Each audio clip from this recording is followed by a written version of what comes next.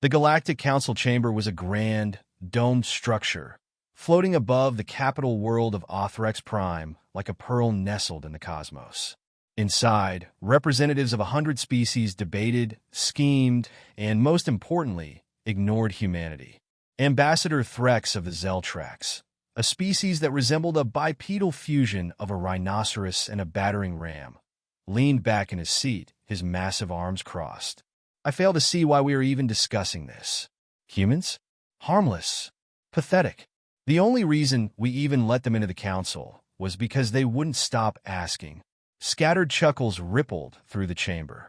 A few species, the more warlike ones, looked vaguely disappointed. The others simply looked amused. Ambassador Kira Lennox of Earth sighed and leaned forward, resting her chin on her fist. You know, Threx, it's funny. Every time you open your mouth, I wonder if maybe your species evolved without ears. The chamber went dead silent. The Xeltrax ambassador bared his teeth. You dare insult me, human? I dare, she said, flashing a smile. Just like I dare to sit through your 40-minute speech on how humanity should stick to farming because, and I quote, no true warrior uses weapons that require aiming. Threx snorted. Exactly. True warriors meet face to face, blade to blade, and fight with honor. Kira rolled her eyes. Yes, well, we prefer to fight with common sense. There was a ripple of amusement from a few council members, but Threx was unfazed. He stood, towering over the human ambassador. Then you won't mind proving it. My people have claimed the colony of Kepler 186F. You humans have 3 days to surrender it peacefully before we take it by force. Kira's smile didn't waver. If anything, it widened. That's awfully generous of you. Tell me, do you extend the same courtesy to every species you underestimate? Threx slammed a massive fist on the table, denting the metal. You would do well to recognize when you are outmatched. Kira tapped a few buttons on her datapad. You would do well to recognize that humans have a saying. Pride goeth before the fall. She stood, straightened her jacket, and walked out of the chamber, her footsteps echoing behind her. The message was clear. 3 days later, the Xeltrax invasion fleet descended on Kepler 186F, their massive warships darkening the sky. Troop carriers rumbled through the atmosphere, carrying legions of heavily armored warriors, each one bred for combat, each one trained to crush opposition beneath their boots. Inside the lead transport, General Zorvac of the Xeltrax flexed his clawed fingers, a confident grin splitting his thick, armored face. He had fought countless wars, conquered countless worlds. This would be no different. His second-in-command, Lieutenant Drex, shifted beside him. Sir, our scouts report no resistance. Zorvac laughed. Of course not. They have no warriors, only farmers and scientists. Drex hesitated. And we're certain about that? Zorvac turned, frowning.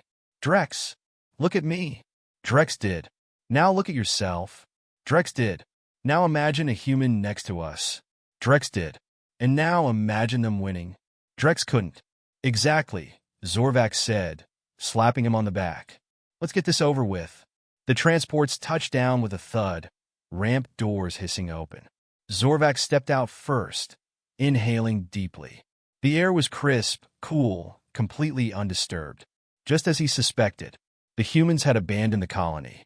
Cowards. He marched forward, his troops fanning out in formation, weapons at the ready. The silence was absolute, broken only by the hum of their armor's energy shields. Then a single shot rang out. Zorvac's second-in-command crumpled beside him, a hole drilled through his forehead. Zorvac froze. His soldiers froze. Another shot. Another body dropped. Panic rippled through the ranks. Enemy fire. Where? Where? They scanned the empty landscape, but there was no movement, no heat signatures, no sign of an enemy at all. A third shot. A fourth. Soldiers fell like puppets with their strings cut. Zorvac's breathing turned ragged. Form defensive lines. Activate shields. They did. It didn't matter. Another shot. Another. They still couldn't see them. This is impossible, one of his officers stammered, eyes darting wildly. No one fights like this. Zorvac's hands trembled.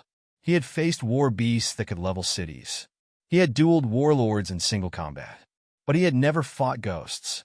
Then, from the comms, a voice crackled through. A human voice. "Hello, Xeltrax forces. This is Captain Elias Carter of the 7th Earth Expeditionary Sniper Division. I just wanted to take a moment to personally welcome you to Kepler 186F. Zorvac clenched his jaw. "You coward! Face me in battle, if you dare." "Oh, see. That's your first problem," the voice continued, completely ignoring him. "You're used to fighting up close? You're used to seeing your enemy. We're used to seeing ours long before they see us." Another shot. Another officer fell. Zorvac's fury turned to cold, creeping dread. "You came here expecting a battle," Carter went on, his tone almost amused. "You're not in a battle. You're in a hunt. And you? You're the prey." Silence. Then the voice sighed. "All right, boys. Start the culling." Zorvac had never ordered a retreat in his life. Until that day. The Xeltrax didn't retreat. Not immediately. Because the thing about being a species bred for war, raised on the glory of battle, is that you don't just run because a few of your friends got turned into modern art installations. You double down. You charge forward. You roar to the skies and promise vengeance. And then if you're a Xeltrax, you die. General Zorvac had learned many things in his long, decorated military career. He had mastered blade combat before he could walk, led his first invasion before he was 20, and had personally crushed the skulls of enemy commanders with his bare hands. But what he had not learned, what no Xeltrax had ever learned, was how to fight an enemy they could not see. His soldiers were trained for combat in the trenches, in the heat of battle, in the chaos of war. Not for this. Not for the cold, calculated slaughter unfolding before him. Another shot cracked through the air. A captain dropped mid-step. Zorvac gritted his teeth. "Shields up. Spread out. They can't kill all of us." A soldier nearby exhaled sharply, looking at the half-dozen bodies littering the ground. "Sir, with all due respect, I think they can." Zorvac whirled on him, but before he could bark a response, another shot punched through a lieutenant's visor. The poor fool toppled forward, limbs twitching. The sniper's voice came through their comms again, casual as a bartender on a slow night. "You know, I really thought you'd run by now. Most sensible people would. But hey, I respect the dedication. You guys just love dying for honor." Zorvac growled. "Enough of this." He pointed to a squad. "Deploy the drones. We'll flush them out." The soldiers obeyed, sending up half a dozen spherical recon drones, each scanning for heat signatures, movement, anything that would reveal the humans' positions. The drones hovered, beeped word, and exploded. "Ah," the sniper said. "Yeah, you probably should have guessed we'd shoot those down." A low, frustrated growl rumbled in Zorvac's throat. "Cowards," he spat. "They fight like cowards." "That's an interesting word," another human voice cut in. Female this time. Smooth, confident, and amused. "Because from where I'm sitting, we're just winning." Zorvac's claws curled into fists. He had never been in a battle where he had so little control. He was a warlord, a conqueror. He led forces that razed cities, that tore through defenses like paper. And yet here he was being toyed with like some green recruit on his first deployment. He took a steadying breath. "Regroup. We'll push forward, sweep the area." Another shot. Another body. And then another. And another. Each one precise. Each one calculated. Each one shattering whatever remained of his army's morale. The younger soldiers began to break. Some started muttering prayers to whatever deities Xeltrax believed in. Others clenched their weapons so tightly their claws left dents in the metal. One of them turned, wide-eyed. Sir, we can't fight this." Zorvac spun on him. "You will hold the line. You will." A bullet zipped past his ear. Not close enough to kill, but close enough that he felt the wind of it. The sniper chuckled. "I missed that one on purpose." Zorvac's blood turned to ice. He had faced countless enemies, had stood against towering behemoths, had waded through battlefields slick with blood, had looked death in the eye and laughed. But he had never felt hunted. "Sir," a soldier asked, voice trembling. Zorvac opened his mouth, ready to order another charge, ready to fight. And then he saw them. Just for a moment, a flicker of movement in the distance, a shape barely visible against the landscape, a glint of light reflecting off a scope. A human sniper. They were so far away, so far that even Xeltrax's vision barely registered them. And yet, another shot rang out. The soldier beside him collapsed. Zorvac clenched his jaw. The weight of reality, of sheer powerlessness, crashed over him. He exhaled through his nose. Then, in a voice so low it was almost a whisper, he said, "Fall back." His soldiers blinked. "Sir?" I said, "Fall back." He repeated, louder this time. "Retreat." A pause. Then the scrambling began. Xeltrax soldiers, once proud warriors, turned and fled. Some broke formation immediately, sprinting for their dropships, while others hesitated, unwilling to accept what was happening, until another shot convinced them otherwise. A full-scale retreat. The first in Xeltrax history. The human sniper sighed through the comms. "Took you long enough." Zorvac didn't respond. He was too busy running. When the last ship finally lifted off, the battlefield was silent again. Bodies lay scattered across the ground, untouched by their comrades. Not a single human casualty in sight. And on a distant ridge, Captain Elias Carter lowered his rifle, stretched, and grinned. "Well," he mused, "that was fun." Beside him, Lieutenant Maya Brooks smirked and leaned back against a rock. They really thought brute force was going to work. "Adorable." Carter chuckled, then tapped his earpiece. "Command, this is Carter. Enemy forces repelled. Kepler 186F remains under human control." A crackle of static, then a response. "Copy that, Captain. What's the enemy's current status?" Carter smirked. "Suffering. And very, very confused." Maya sighed, standing and slinging her rifle over her shoulder. "Think they'll try again?" Carter thought about it. Thought about the way the Xeltrax had fled, about the shattered remains of their forces, about the utter humiliation of it all. Then he grinned. "Oh yeah," he said, "and I can't wait." General Zorvac had made many difficult decisions in his lifetime. Ordering a retreat was not supposed to be one of them. Yet here he was, seated in the War Council chamber aboard the Xeltrax flagship Iron Fong, listening as his commanders debated their next course of action. "Well, argued was a better word for it. We should regroup and strike again," one officer snarled, slamming his fist onto the table hard enough to dent it. "We outnumber them 100-1. We have warships that could reduce their colony to dust. Let us wipe them from existence." "Yes," another commander scoffed, "because the first attempt went so well." The room fell silent. Even the air filtration system seemed to hum awkwardly. Zorvac exhaled through his nose. "The humans were prepared for us. They cheated," the first officer snapped. "They hid like cowards instead of fighting us directly." Zorvac's claws tapped rhythmically against the armrest of his chair. "Tell me, Commander, if you were hunting a prey animal, say the Rulvian sand beast, would you charge it head-on, or would you strike from the shadows, from a distance, ensuring a clean kill?" The officer hesitated. "I would strike from a distance." Zorvac nodded. "Because that would be smart." He leaned forward. "The humans fought us in the most effective way possible, and we paid the price for underestimating them." The silence in the room grew heavier. Finally, a younger officer shifted uneasily. "Then what do we do?" Zorvac sighed. "We accept our loss." Gasps of horror rippled through the room.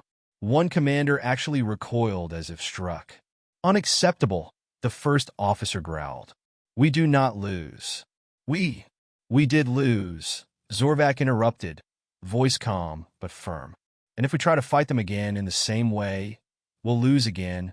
He folded his arms. "Do you think I enjoy this? That I relish the idea of crawling back to the Council and admitting that the so-called harmless species just handed us the most embarrassing defeat in a century?" No one answered. Zorvac exhaled. "But we will lose far more than our pride if we throw ourselves into another slaughter. So unless anyone has a better idea, we are retreating. Effective immediately." No one argued this time. Hours later, the Xeltrax fleet turned and left Kepler 186F behind. On the planet's surface, Captain Elias Carter watched the warships retreat through the scope of his rifle, a smirk tugging at the corner of his lips. Beside him, Lieutenant Maya Brooks let out a low whistle. "Damn, I really thought they'd be more stubborn." "They were," Carter said. "Until they weren't." She chuckled. "Guess they finally figured out that honor doesn't mean much when you're full of holes." Carter tapped his earpiece. "Command, this is Carter. Enemy fleet has disengaged. Looks like they're running home to cry about it." A beat of static, then a reply. "Copy that, Captain. The Council's already called for an emergency session. Seems they weren't expecting the Xeltrax to get their asses handed to them." Carter grinned. "Oh, that's going to be fun to watch." Maya stretched, rolling her shoulders. "Think they'll actually acknowledge that we're not just some backwater species?" Carter hummed, thinking, "They'll have to. The Xeltrax just got humbled in front of the whole galaxy. The Council isn't going to ignore that." Maya smirked. "I bet Threx is real unhappy right now." Carter laughed. "Oh, absolutely." Meanwhile, back in the Galactic Council chamber, Ambassador Threx was indeed real unhappy. "The reports must be wrong," he insisted, pacing furiously. "The humans cannot have repelled a Xeltrax invasion. It's absurd. Impossible. This is clearly propaganda." "Enough, Threx," another ambassador cut in, rubbing his temples. "We've seen the battle recordings. The Xeltrax forces were decimated." Threx bared his teeth. "Then they must have had outside help. No species as primitive as the humans could have done this alone." A screen flickered on. Footage of the battle played. Xeltrax soldiers falling one by one, struck by unseen enemies. No human forces ever revealed themselves. No grand army arrived. No outside interference. Just patience. Precision. Threx's expression soured as the footage ended. Kira Lennox, who had been silently sipping her tea throughout the entire meeting, finally set her cup down and leaned forward with a pleasant smile. "Well," she said, voice dripping with amusement. "That was educational, wasn't it?" Threx bristled. "Do not mock me, human." "Oh, I wouldn't dare." Her smile widened. "I'm just delighted that the Council is finally starting to understand something we humans have known for a long time." "And what," Threx said through clenched teeth, "is that?" She spread her hands. "That you shouldn't start fights you can't win." A tense silence settled over the chamber. Then, one of the elder ambassadors cleared his throat. "I believe," he said slowly, "that in light of recent events, we must reconsider humanity's position within this council." Threx turned to him, incredulous. "You can't be serious." "They repelled an invasion force," another ambassador pointed out, "with 0 casualties. That is highly impressive." A murmur of agreement rippled through the chamber. Kira smiled. "We're adaptable. We're resourceful. And we don't take kindly to being underestimated." More murmurs. Threx, seething, sat back down, arms crossed. He said nothing more. Kira resisted the urge to gloat. Barely. The official verdict came 3 days later. Humanity's status was upgraded. No longer seen as insignificant, no longer dismissed as harmless. Other species started looking at humans differently. Some with curiosity, some with wariness. Some, like the Xeltrax, with deep, simmering resentment. The balance of power had shifted. And somewhere, on a quiet ridge overlooking Kepler 186f, Elias Carter took a slow, satisfied breath and lined up his next shot. Because even if the war was over, a good sniper was always watching.